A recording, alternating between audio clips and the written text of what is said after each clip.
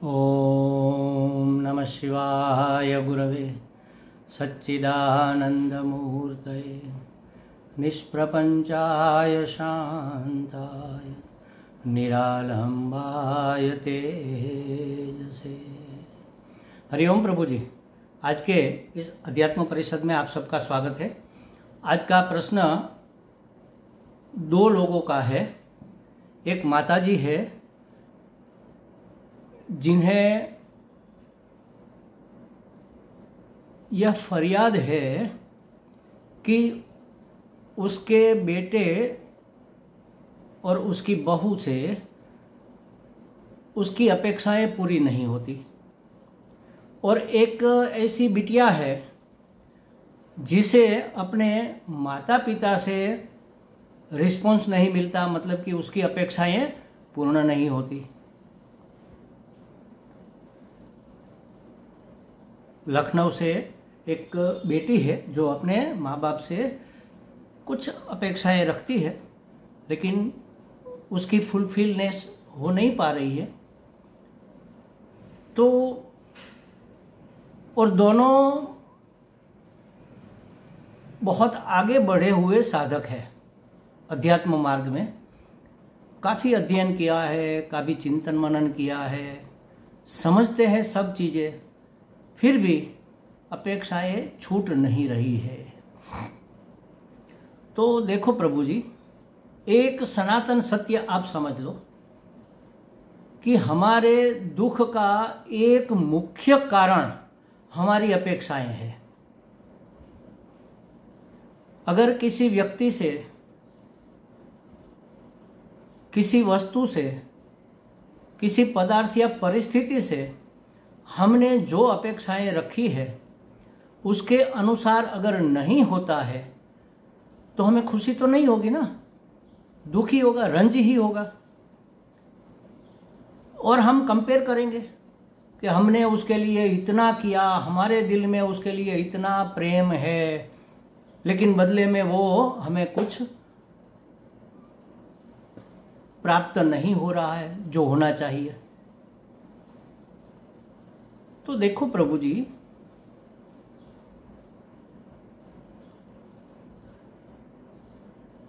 प्रेम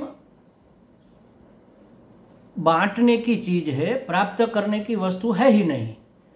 प्रेम हम किसी को भी दे सकते हैं, किसी से प्रेम लेना हमारे वश में नहीं है।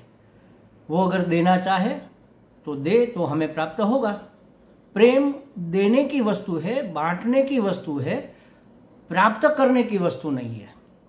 हाँ, ये अलग बात है कि आप प्रेम बांटते फिरो, बांटते फिरो, बांटते ही फिरो, तो ये सृष्टि का नियम है। जो बांटोगे वो 1000 गुना होकर वापस आएगा।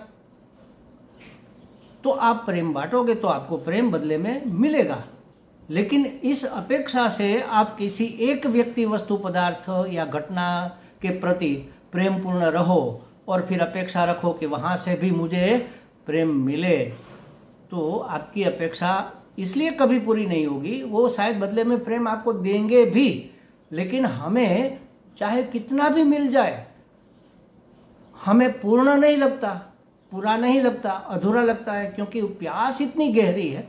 वो तो पूरा प्रेम दे रहे हैं, लेकिन हमारी प्यास ही इतनी गहरी है कि उसका चाहे कितना भी प्रेम हमें परितृप्त नहीं कर सकता। थोड़ी राहत मिलती है। ये भी अगर हमारे प्रारब्ध में है, हमारे पूर्व के कुछ ऋणानुबंध है, तो बदले में प्रेम मिलेगा। लेकिन कोई अपेक्षा के बगैर, कोई आकांक्षा के बगैर बस प्रेम पूर्ण रहो, और आपके संपर्क में जो भी आए वह भी उसका अनुभव कर पाए, तो बदले में आपको 1000 गुना प्रेम मिलेगा। हमारे बेटे से ही मिले, हमारे माता पिता से ही मिले, ऐसा नहीं हो सकता। इसके पीछे एक कारण और भी है। कारण यह है कि हमारा ऋणानुबंध पूर्व के अनेक जन्मों में अनेक जीवों के साथ हमने अपने ऋणानुबंध बांधे हुए हैं। किसी से कुछ लिया है, किसी को कुछ दिया है। तो जैसे बैंक से हमने लोन लिया है तो उसके हफ्ते हमें भरने होंगे। तो इस जन्म में अगर हम किसी को प्रेम दे ही दे रहे हैं, बदले में कुछ नहीं मिल रहा है, तो समझ लेना कि वो हम उसके ऋणी है, हम अपना ऋण अदा कर रहे हैं। और अगर हम किसी को प्रेम न भी करें तो भी हमें सामने से कोई बहुत प्रेम करता है, तो समझ लो कि आपका वह ऋणी है, बदले में प्रेम दे रहा है। तो ये हमारे हाथ की बात नहीं है कि हमारी अपेक्षा पूर्ण हो, क्योंकि प्रेम दिया जा सकता है, प्राप्त नहीं किया जा सकता। और ज्ञान दिया नहीं जा सकता, ये भी एक सत्य समझ लो। ज्ञान प्राप्त किया जा सकता है। मैं चाहूं आपको ज्ञान दे दूं, आपको ज्ञानी बना दूं, नहीं बना सकते, कोई नहीं बना सकता। लेकिन आप चाहो तो ज्ञानी बन सकते हो, गुरु से ज्ञान प्राप्त कर सकते हो। गुरु चाहे कितना भी जोर लगा ले, शिष्य अगर नहीं चाहेगा तो वह ज्ञानी नहीं बना पाएंगे अपने शिष्य को। लेकिन शिष्य अगर चाहेगा कि मुझे ज्ञानी बनना है, तो गुरु चाहे न दे तो भी शिष्य कहीं ना कहीं से वह लूट लेगा। जैसे एकलव्य, गुरु ने इनकार कर दिया कि हम तुम्हें पढ़ा नहीं सकते, तुम राजवंश से नहीं हो, हम राजगुरु है। तो उसने कहा कोई बात नहीं, मैंने तो आपको गुरु माना है, आप शिष्य मानो चाहे न मानो। उसने गुरु की मूर्ति बनाकर अभ्यास करना शुरू किया, गुरु का ध्यान किया, गुरु को परमात्मा समझा, और जो जो उसके मन में प्रेरणा गुरु के गुरुत्व बल से प्रकट हुई, उस प्रेरणा के अनुसार अभ्यास किया और वह बहुत बड़ा धनुर्धर बना। तो कहने का मतलब वहाँ यही है, ये तो कहानी है, लेकिन हमें सिखाती यह है कि कोई चाहे तो शिष्य बन सकता है, कोई शिष्य बना नहीं सकता। ज्ञान प्राप्त हम कर सकते हैं, कोई हमें ज्ञान प्राप्त, हम चाहे किसी को भी ज्ञान प्राप्त नहीं करा सकते, सिखा नहीं सकते अगर वो सीखना न चाहे। उसी तरह हम प्रेम प्राप्त नहीं कर सकते, प्रेम लुटा सकते हैं। तो महाराज हमारी अपेक्षा दोनों जगह, प्रेम और ज्ञान माने भक्ति और विवेक, दोनों में उल्टी सुल्टी बातें हैं। तो हमें दोनों को बैलेंस करके आगे बढ़ना है। कहीं से भी किसी से भी कोई भी अपेक्षा रखना हमारे हक में नहीं है, हमारे हित में नहीं है। क्यों? क्योंकि जो होना है वही होगा। क्या होना है? हमारे कर्मों का फल जैसा मिलना है वैसा ही मिलेगा, जब मिलना है तभी मिलेगा, जो मिलना है वही मिलेगा। अगर बदले में हमें सम्मान मिलना है, प्रेम मिलना है, सुख मिलना है, तो हमारे कर्मों का फल होगा। ईश्वर की कृपा तो है ही, लेकिन हमारे कर्मों का फल होगा। लेकिन किस व्यक्ति से किस परिस्थिति में मिलेगा, इसके पीछे एक दूसरा ये ऋणानुबंध का भी कारण रहता है। और तीसरा, हमारे पूर्व के जन्मों में हमने जो कामनाएं की है वह कामना पूर्ण करने में भी ये सब चीजें काम में आती है।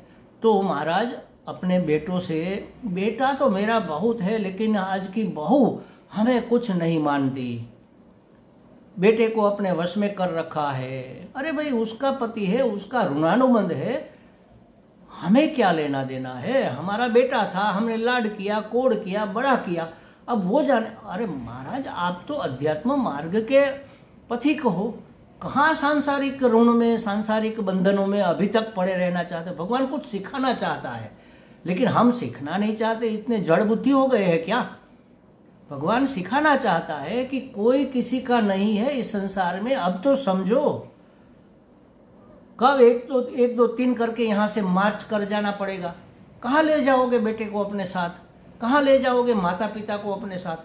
अरे महाराज, हमने अपने माता पिता का इतना काम किया, इतना ख्याल रखा, उसके बेटे तो उसका ख्याल रखते ही नहीं, उसके साथ रहते हुए भी उसको कुछ नहीं गिनते। लेकिन हम अपने माता पिता को बहुत गिनते हैं, बहुत मानते हैं, उसकी सेवा करते हैं, लेकिन वो हमें कुछ नहीं मानते, वो हमें इग्नोर करते हैं। अरे महाराज, आप अध्यात्म मार्ग के पथिक हो। हमारे यहाँ एक कहावत है, एक घटना घटी है, कहावत नहीं, सत्य घटना है। यहाँ एक बहुत जूनागढ़ में बहुत उत्कृष्ट संत हो गए, नरसिंह मेहता, आपने सुना होगा नाम उसका। वैष्णव जन तो तेने रे कहिए, जे पीड़ पर आई जाने रे, जो गांधी जी का प्रिय भजन था, उसके रचयिता वही थे और बहुत तत्वज्ञानी भक्त थे। तो जब कहीं वो भजन करने गए थे, वहाँ उसको समाचार मिला कि भाई आपकी पत्नी चल बसी, आपकी पत्नी गुजर गई, मर गई।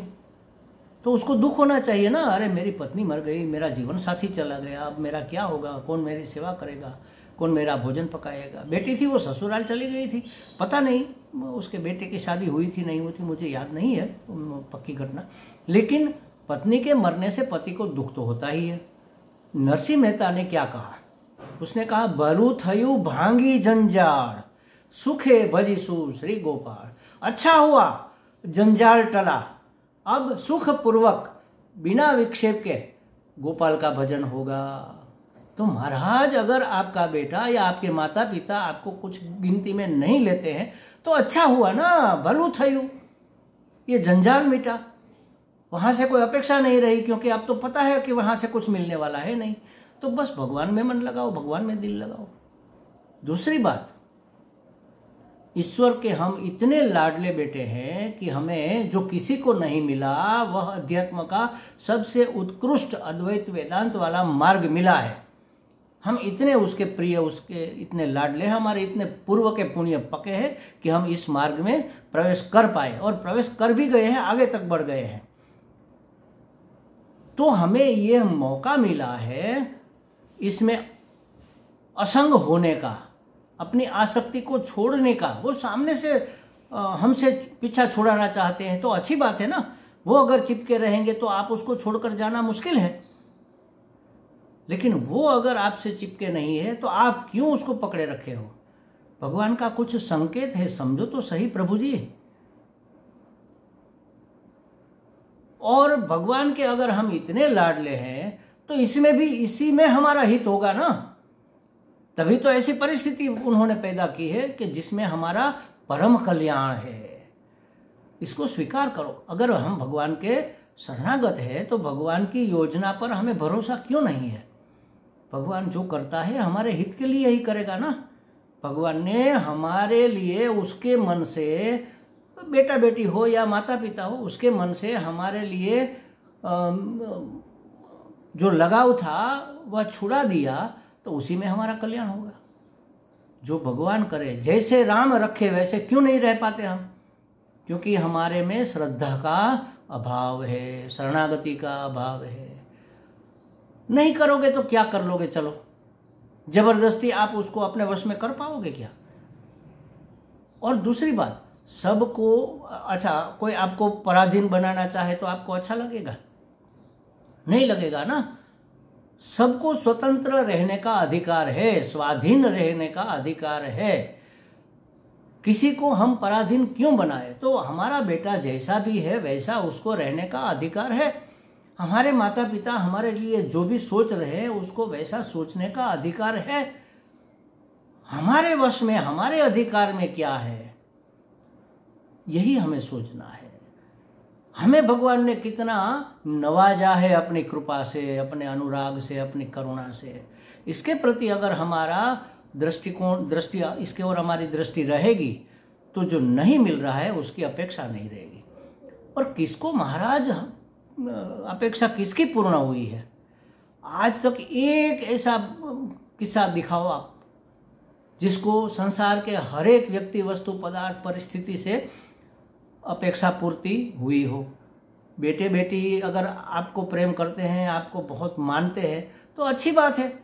पड़ोसी नहीं मानेंगे, सब मानते हैं तो आपका पति या आपकी पत्नी आपका कुछ नहीं मानेगी, कहीं ना कहीं तो आपको असंतोष रहेगा ही। तो क्या हमें दुखी ही रहना है?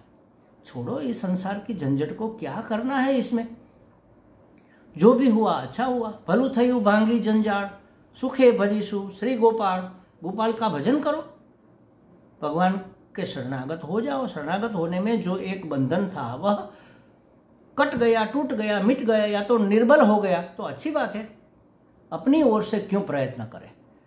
अगर वो प्रयत्न नहीं करते हैं तो ये हमारे लिए आशीर्वाद रूप है महाराज। छोड़ो सबकी अपेक्षा, हमारी अपेक्षा ही हमें दुखी करती है। अपेक्षा का मतलब है सामने वाला हमारी इच्छा के अनुसार बने रहे। अरे महाराज, आपके अधीन वह क्यों हो जाएगा? कोई भी पराधीन होना क्यों चाहेगा? कोई नहीं चाहेगा। एक सामान्य पशु भी या सामान्य पक्षी भी पराधीन रहना नहीं चाहते। वो भी भागते हैं स्वतंत्र होने के लिए, आकाश में उड़ने के लिए। तो ये तो मनुष्य है ना, उसकी अपनी रुचि है, उसके अपने ऋणानुबंध है, उसके अपने कर्मों का फल है। रहने दो उसको, जबरदस्ती करने से तो हमें ही दुखी होना है, और कौन दुखी होगा। इतनी अगर हमारे अंदर समझ नहीं है, इतना अगर हमारे अंदर विवेक नहीं है, तो दुखी होने से हमें कौन बचा सकता है। दुख से बचने का एकमात्र उपाय, समझ लो, गांठ बांध लो, एकमात्र उपाय हमारा विवेक है। विवेक करो महाराज कि जो हमारा ऋणानुबंध था इतना ही था, हमारे कर्मों का फल था यही था, भगवान ने हमारे कल्याण के लिए जो योजना बनाई है इसी में हमारा कल्याण है, तो आगे बढ़ो, मूव ऑन करो, क्यों वहां रुके हुए हो। छोड़ो इस सबको। आप अकेले रहते हो, पति पत्नी, भगवान का भजन करने का इससे उत्कृष्ट परिस्थिति, इससे उत्कृष्ट क्या हो सकती है। या तो बेटा बेटी जो है वो अकेली रहती है, माता पिता से अलग रहती है, तो इससे उत्कृष्ट परिस्थिति क्या। आप सर्वतंत्र स्वतंत्र हो, अब आपको भजन करने से कोई नहीं रोक सकता। क्यों अपने आप दुखी हो रहे हो अपेक्षा कर करके। जैसे कहीं लगा है हमें और वह थोड़ा ठीक हो रहा है, जम गया है लहू यहाँ पर, हम उसको कुरेद कर, खोद कर, क्यों दुखी होना। ये एक खुजली का रोग होता है, आपको पता होगा। तो खुजली हुई, हम खुजलाने लगे, और खुजली हुई, और खुजलाए, और खुजलाए, और बहुत जोर से लहू निकल आया। अब क्या होगा। खुजली का दर्द तो था, ऊपर से ये खून निकल आया, छिल गया। ये छिलने का भी दर्द एक्स्ट्रा मिला हमें नफे में। तो महाराज क्यों जबरदस्ती किसी को अपने वश में, अपनी ओर आकर्षित करने का, अपने लिए उसके मन में प्रेम जगाने का प्रयत्न क्यों करते हो। आप जगा पाओ तो भी वो कहाँ नित्य रहने वाला है। क्षण क्षण ये दुनिया बदल रही है, तो बदलेगा ही, बेटा भी बदलेगा, माँ बाप भी बदलेंगे, उसके अपने एजेंडा है, हमारे अपने कुछ एजेंडा है। कोई किसी का मैच नहीं है, एकमात्र परमात्मा से ही हमारा मैच है, एकमात्र परमात्मा से ही हमारा प्रेम है, लगाव है, वहाँ से ही हमें जो चाहिए वह सब मिलता है, मिल सकता है। आज तक उसी ने दिया है और आज तक उसने इतना हमारा ख्याल रखा है, तो अब नहीं रखेगा क्या। क्यों पीड़ा पैदा कर रहे हो। इतने तो सुखी हो, शरीर तंदुरुस्त है, खाने पीने की दिक्कत नहीं है, रहने का कोई प्रॉब्लम नहीं है, पहनने ओढ़ने के लिए कोई दिक्कत नहीं है, भगवान के भजन के लिए पूरा समय मिलता है। कहाँ से दुख ढूंढ कर निकाल के आ रहे हो महाराज। बेटा ये नहीं करता, माता पिता ये नहीं करता, छोड़ो झंझट, कौन किसका हुआ है। अरे महाराज एक बात समझो, आप अपने तक नहीं हो पाए, दूसरे को अपना कैसे बनाओगे। जिसके साथ 24 घंटे जन्म से लेकर आज तक आप रहे, वह शरीर भी आपका कहना क्या मानता है। अगर कहना मानता तो आप वृद्ध होना चाहोगे, स्थूल होना चाहोगे, काले गोरे होना चाहोगे। नहीं, हम चाहेंगे कि हमारे बाल झड़ जाए या सफेद हो जाए, हमारे दांत गिर जाए, चाहेंगे क्या। हमारा शरीर भी अपना नहीं मानता। अब जगत में कौन हमारी मानेगा। एकमात्र हमारा सब कुछ मानने वाला कोई है तो वह परमात्मा है, ईश्वर है। वो सब हमारी बातें मानता है, और वैसे मानता है जैसे माँ अपने छोटे नन्हे से बच्चे की बातें मानती है। लेकिन अगर बच्चे के हित में नहीं होगा तो वो माँ उसको नहीं देगी। वो चाहता है कि धारदार चप्पू चमकीला है तो मैं उससे खेलूं, माँ उसको नहीं देगी। उसको पता है उसको लग जाएगा, काट देगा अपनी उंगली, इसलिए वो नहीं देगी। वो झुनझुना देगी, चक्कू नहीं देगी। भगवान अगर हमें नहीं कुछ दे रहा है तो मतलब वहां से छिलने का डर है, संभावना है, वहां से हम छिल जाएंगे। छोड़ो इसको, पकड़ो भगवान के चरणों को, उसके ऊपर भरोसा रखो, अपने प्रारब्ध के ऊपर भरोसा रखो, भगवान की कृपा के ऊपर भरोसा रखो, शरणागत हो जाओ, अपनी श्रद्धा को दृढ़ करो और लग जाओ महाराज। इतनी अनुकूलता आप दोनों को, माता जिसकी ये कंप्लेन है और प्रभु जी, बेटी तो नहीं कह सकते, हमारी उम्र की शायद नहीं होगी, तो उसको भी भगवान ने ऐसी अनुकूलता दी है। क्यों आप इसका फायदा नहीं उठा रहे हो।